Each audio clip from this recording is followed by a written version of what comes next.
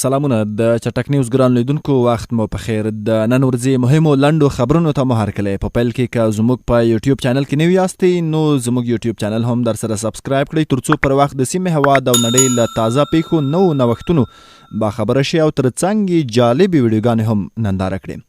د افغانستان د ملګرو په نامه له 15 هېوادونو یوې جوړې شوې ډلې وروستي تاوتریخوالی غندلی او د کمیدو غوښتنه یې کړې ده. دغه هېوادونه په یوه ګډه اعلامیه کې وایي چې د داعش ډلې، طالبانو او نورو ډلو په هدفي بریدونو کې په وروستیو کې خبر اعلان او مدني فعالین په نښه کړي چې دغه لړۍ باید پای ته ورسول شي.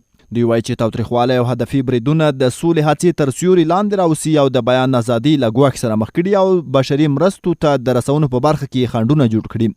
دوی په دې ګډه اعلامیه کې له ښي لوري غوښتي چې جګړه پای ته ورسوي او له سیاسي لارو ستونزې حل کړي.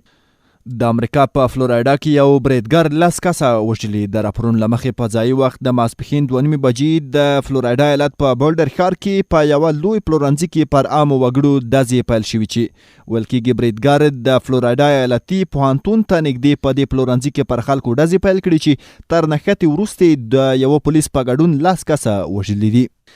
د بهرنیو چارو وزارت لوري په خبره شوې اعلامیه کې راغلي چې حنیف اتمر تېره ورځ په نوي ډهلي کې له خپل هندي سیال جیشانکر سره کتلې. په دې لیدنه کې پر دوه اړخیزو اړیکو افغان سولې خبرې شوې. اتمر ویلي چې په تېرو 12 لسیزو کې له افغانستان سره د هند مرستې مهمه او د پام وړ وي او په راتلونکي کې هم دغه هیواد مرستو ته ارزښت ورکوي. دواړو لورو همداراز ویلي چې د افغانستان له لارې به د جنوبي او مرکزي اسیا ترمنځ سوداګري او ترانزیتي اړیکې پراخ شي او د چابهار بندر په مرسته به اقتصادي فعالیتونه پراخ شي.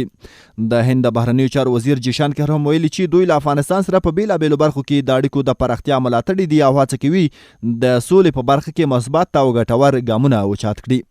سعودي عربستان حوثیانو ته د سولې وړاندیز کړی. د رسنیو د راپورونو له مخې د سعودي عربستان د بهرنیو چارو وزیر ویلي چې په دغه طرح او د سولې بهیر به ملګري ملتونه نظارت کوي ترڅنګ به د یمن د ځینو برخو هوایي او ځمکنۍ محاصرات د سعودي عربستان له لوري پای ته رسیږي. بلخوا د یمن حوثیان وایي چې د سعودي عربستان د سولې دا طرح هم د تیرو په څیر دا نوي پکې څه نه لیدل کېږي. دغه ډلې وغړي رسنیو ته ویلي دوی په بشپړه توګه د محاصرې د ختمېدو غوښتنه کوي ترڅنګ د سعودي عربستان له لوري د 12 بیړیو د خوشي کولو غوښتنه هم کوي. عربستان بیا ویلي که حوثیان د سولې طرح ومني نو په همدې ورځ اوربان ته تیار دي. دغه ډلې یو غړي رسنیو ته ویلي چې دوی په بشپړه توګه د محاصرې د ختمېدو غوښتنه کوي او ترڅنګ د سعودي عربستان له لوري د 12 بیړیو د خوشي کولو غوښتنه هم کوي. عربستان بیا ویلي که حوثیان د سولې طرح ونه مني نو په هماغه ورځ اوربان ته تیار دي. واشنگټن ایگزماینر نشریه لیکي چې د افغانستان په اړه پر بیلابیلو لورو فشارونه ډیر شوي دي او روانه میاشت هم د افغانستان لپاره مهمه وه. سرچینه کاږي پر امریکا د ناټو له لوري فشار دی او دغه سازمان وایي چې امریکا په یوازې ځان د سرتیرو د ایستلو پریکړه نشي کولی. همداراز پر افغان حکومت او طالبانو بیا د امریکا له لوري فشار دی چې ژر تر ژره مذاکرات یوې پایلې ته ورسوي او له بلې خوا د افغانستان په اړه د نړیوالو کنفرانسونو جوړېدل هم هیله بښونکي وړ بلل شي. دغه نشریه زیاتوي هیلې زیاتې شوي چې افغان جګړه د خبرو له لارې ختمه کړل شي، خو دې مسئلې ته د امریکا او طالبانو افغان حکومت ژمنتیا ډیره مهمه ده. او په راتلونکو 2 نورو ورځو کې بعد افغانستان او نور مسایلو په اړه د ناټو غونډه جوړه شي. د ناټو د بهرنیو چارو وزیران به سبا او بل سبا د افغانستان پر وضعیت خبرې کوي. ټاکل شوي چې د ناټو د بهرنیو چارو وزیران د ګڼو مهمو نړیوالو مسایلو پر سر سبا او بل سبا په بروکسل کې سره جرګه شي. د امریکا د بهرنیو چارو وزیر هم په دغه غونډه کې د ګډون لپاره بروکسل ته تللی ویل کېږي چې د دې غونډې یوه مهمه مسئله به په افغانستان کې د ناټو ځواکونو د حضور موضوع وي.